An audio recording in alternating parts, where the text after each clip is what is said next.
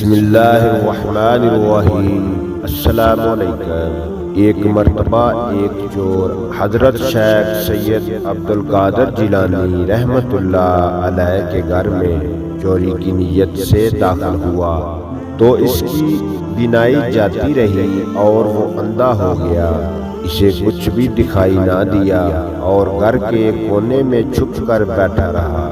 اسی سنا میں حضور غوث اعظم رحمت اللہ علیہ کے پاس حضرت خضر علیہ السلام تشریف لائے اور کہا کہ ایک ابدال کا انتقال ہو گیا ہے جس کے لیے حکم صادر ہوا ہے کہ حاج کی جگہ پر فوری طور پر ابدال تعینات کیا جائے۔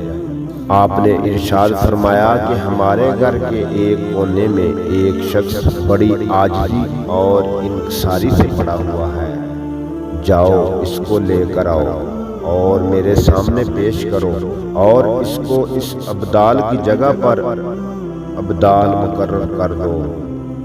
چنانچہ حضرت خضر علیہ السلام نے گھر کے ایک کونے سے اس کو نکالا اور آپ کی خدمت میں پیش کر دیا۔